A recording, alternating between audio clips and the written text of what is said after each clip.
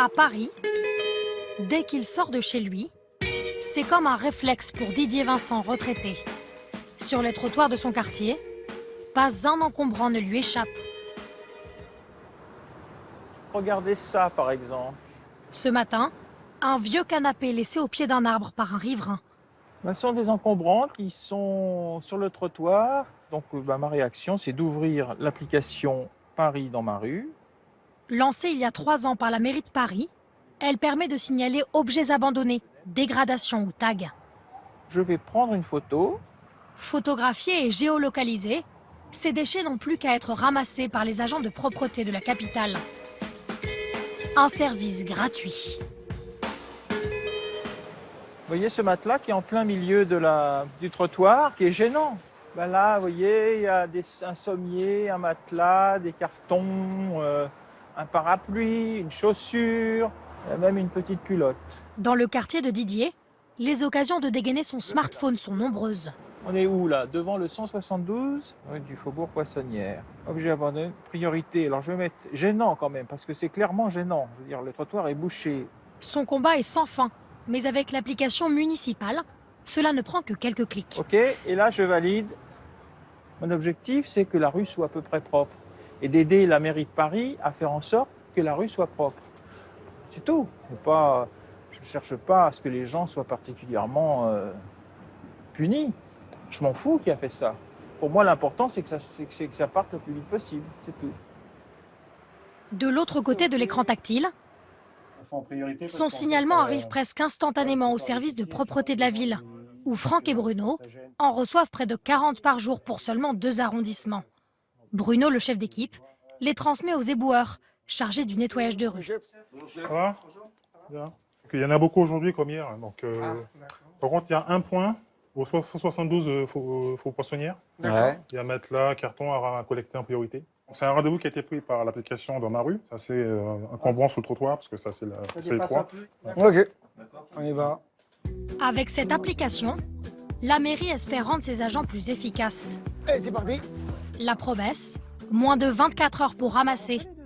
L'année dernière, les Parisiens ont effectué 57 000 signalements, un chiffre en constante augmentation depuis 3 ans. Avant, contacter sa mairie tenait souvent du parcours du combattant. Vous aviez le choix. Vous déplacer jusqu'à l'hôtel de ville pour parler à un guichetier ou tenter le téléphone. Pour la demande d'enlèvement d'un encombrant, tapez 2. Pas toujours simple. Le service sera facturé 5 centimes la minute plus le prix d'un appel. Mais aujourd'hui, certaines villes croient avoir trouvé la solution miracle.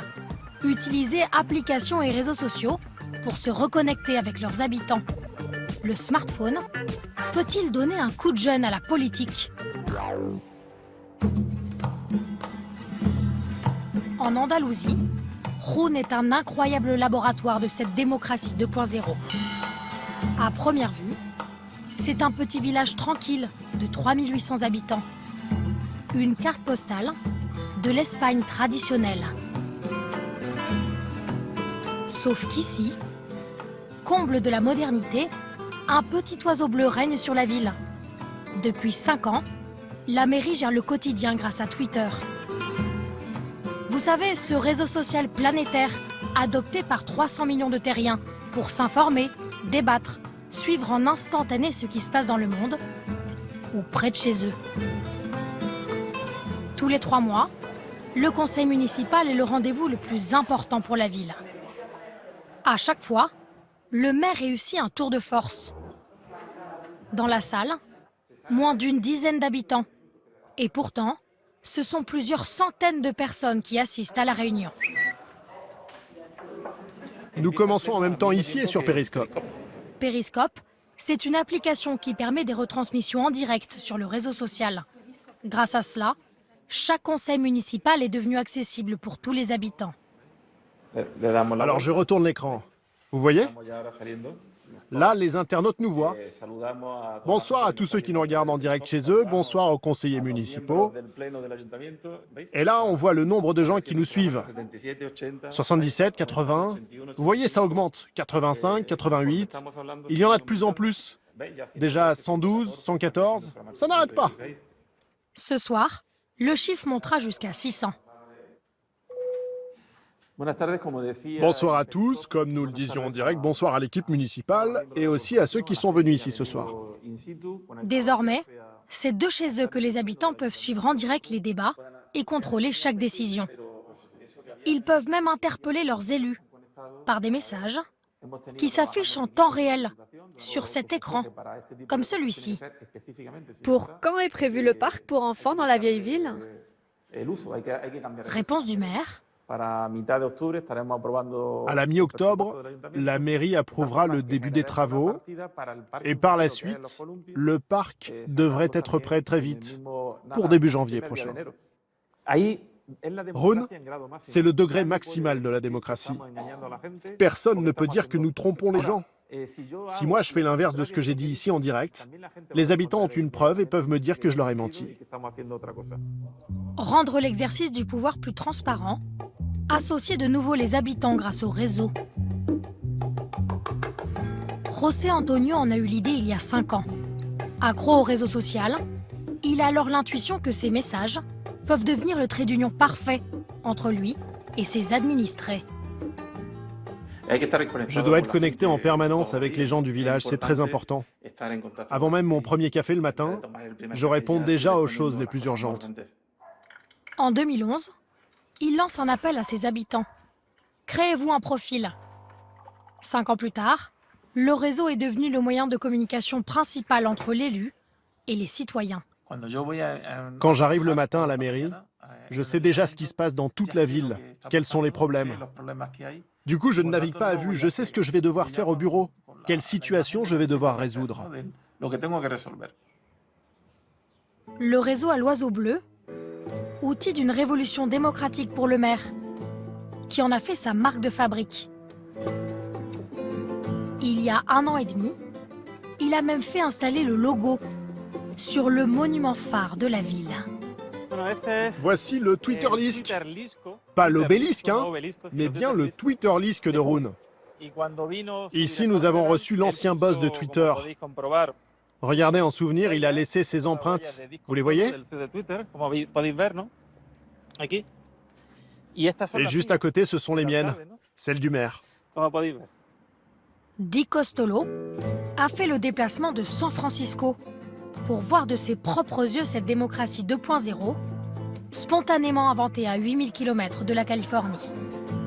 Aujourd'hui, le petit oiseau bleu plane partout sur la ville, et même sur le panneau à l'entrée de la commune, rebaptisé Twitter Village. Toute la vie de la cité s'organise sur le réseau social. Et les habitants sont désormais à un clic de leur mairie. Inscrite depuis 5 ans, Elisabeth Ruiz en profite presque tous les jours. Je l'utilise pour tout et j'adore. Je me lève et je me couche avec. En 140 caractères, elle peut s'adresser directement aux services municipaux. Ce lampadaire ne marche pas, l'ampoule est cassée, ça se voit d'ici. Donc je prends une photo et je l'envoie par Twitter à l'électricien municipal pour qu'il vienne la réparer. Voilà, bonjour, lampadaire cassé dans la rue Alvarez Quintero. On ouvre la photo et on voit que l'ampoule est cassée. C'est presque trop rapide pour être vrai. Et voilà déjà l'électricien. Bonjour. Bonjour Miguel. Regarde dans quel état est le lampadaire. La nuit, on ne voit plus rien. Avant, ce n'était pas aussi rapide. Il fallait prendre le temps d'aller à la mairie. Et vous savez bien qu'on n'a jamais le temps. Du coup, quand je voyais un lampadaire cassé le soir, je me disais, je n'y suis toujours pas allée. Et des semaines pouvaient passer comme ça. Mais comme aujourd'hui, on a tous le portable collé à la main, c'est instantané. 11 minutes seulement entre le message et le changement d'ampoule. La réparation aussi est mise en ligne par Elisabeth. C'est pas habituel de voir un électricien municipal agir si vite. Ici, ça l'est. Pour nous, c'est normal. Dès que je reçois un tweet comme ça, j'interviens immédiatement. Bon, Miguel, à plus tard. Merci beaucoup. Je t'en prie. Bonne journée. Au revoir. À Rhône, Ce système a mis la pression à tous les services municipaux, comme les balayeurs.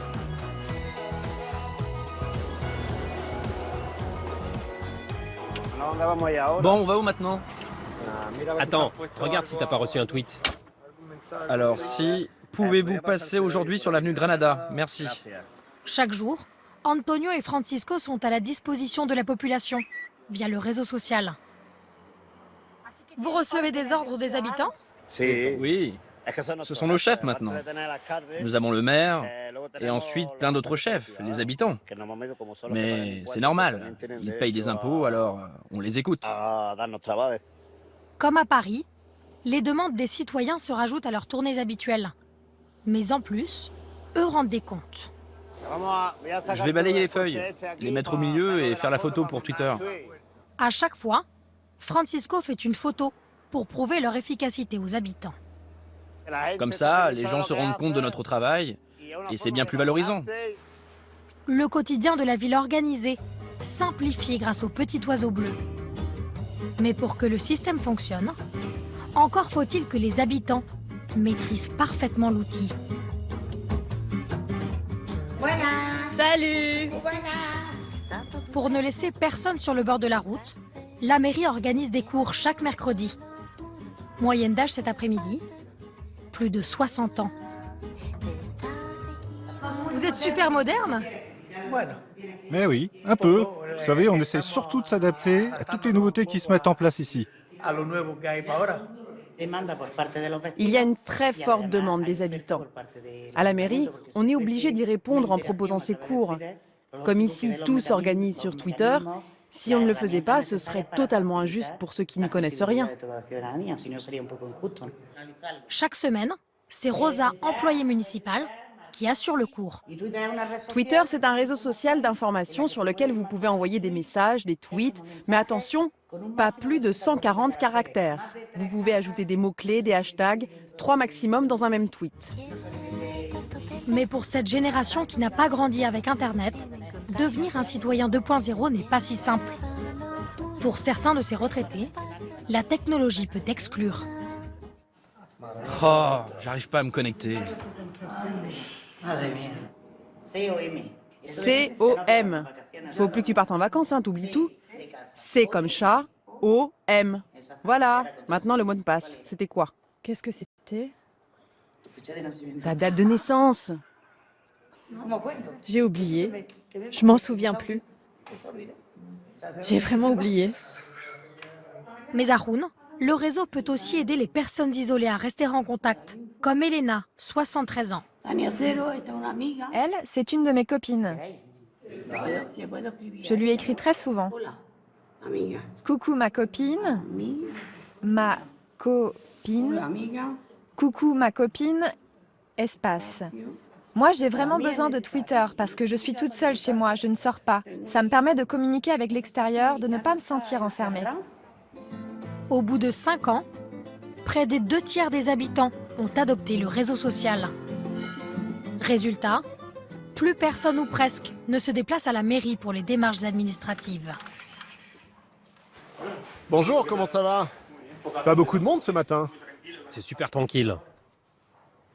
Regardez, avant, c'était toujours plein.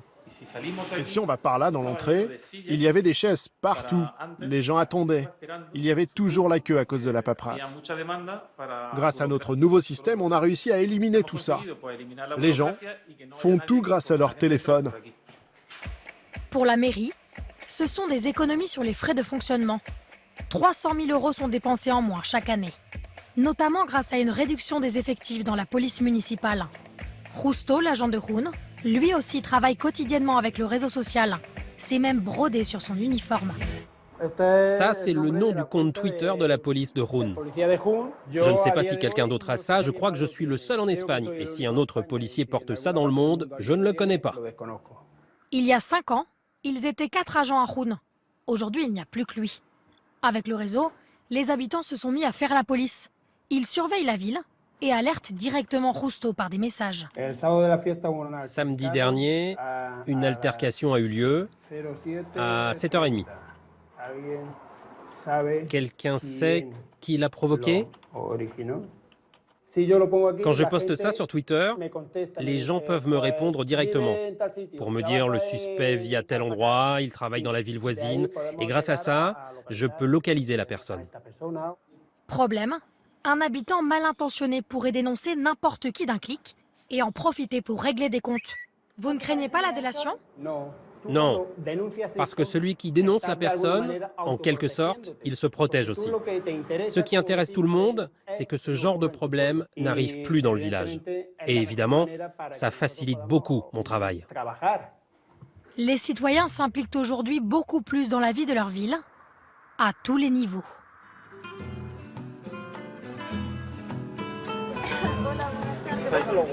Bonjour. Au parc, c'est l'heure d'une réunion de concertation du maire avec ses administrés. Approchez-vous, sinon vous n'allez rien voir. Il leur présente les plans du futur square pour enfants, dont il a été question au conseil municipal. Et comme d'habitude... D'abord, permettez-moi qu'on se mette en direct sur Periscope. 1200 habitants suivent la réunion sur Internet, plus une quinzaine qui s'est déplacée. Les décisions ne sont plus seulement l'affaire des élus. Alors la porte sera installée là-bas et ce sera un portail ultra sécurisé pour qu'aucun enfant de moins de 7 ou 8 ans ne puisse l'ouvrir. Si je peux me permettre, sur les plans, la porte est très proche de l'angle de la rue. Les voitures tournent à droite, à gauche. Je trouve ça dangereux pour les enfants. Bon d'accord, on va faire installer un dos d'âne pour que les gens freinent bien quand ils arrivent vers le parc. Il y a 5 ans, ces concertations n'existaient tout simplement pas. Le réseau social a redonné le goût de la politique aux habitants. Tous les habitants ou presque utilisent Twitter, surtout les jeunes. Alors je trouve ça génial que le maire nous donne rendez-vous via ce réseau social. Comme ça, l'information circule, tout le monde peut donner son avis ou au moins tout le monde est au courant de ce qui se passe. Mais le réseau ne profite pas qu'aux habitants ou aux maires. Il a aussi donné un coup de fouet au commerce local. Cet après-midi, chez Roberto, une soirée spéciale se prépare sur la terrasse de son restaurant. Pour s'assurer de son succès, lui aussi compte sur l'oiseau bleu. Roberto, faut qu'on écrive le tweet. Ah oui, t'as raison, faut qu'on communique sur la soirée tapas. Avant, le patron n'avait que le bouche à oreille pour faire sa pub. Aujourd'hui, il poste un message. Et c'est gratuit. Ce soir, nous ouvrons à partir de 20h. On fait ça pour que les gens soient au courant de notre événement et qu'ils viennent. En général, ça marche bien. Alors on croise les doigts pour ce soir? Oui. Mais alors, est-il possible de remplir un restaurant avec un seul message? Quelques heures plus tard, l'affluence parle d'elle-même. On a un verre de blanc pétillant et un soda. J'arrive, je viens vous servir tout de suite. Pari gagné pour Roberto. Les Runeros sont au rendez-vous. Je l'ai mis sur mon profil, regardez. Bar Terrazza Roberto. Ils ont écrit « Venez déguster nos tapas à partir de 20h sur notre terrasse au frais ». Du coup, ça m'a donné envie. Alors je me suis dit que j'allais passer et finalement, on s'est tous retrouvés entre amis. C'est super sympa.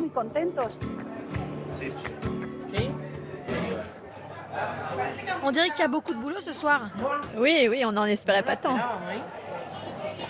Ça veut dire que le tweet a marché? Oui, oui, on dirait bien que ça marche. C'est bien. Avec un seul message, reposté des dizaines de fois par les habitants, le couple a rempli sa terrasse. 70 clients contre une vingtaine en salle d'habitude. Ce qui est bon pour nous, c'est que grâce au réseau, on peut attirer de nouveaux clients au resto. Donc c'était une bonne soirée, hein? Bien sûr. La ville 2.0 à la sauce andalouse fait école. Ibiza en Espagne ou même New York aux États-Unis réfléchissent déjà à imiter le modèle du petit village de Rouen.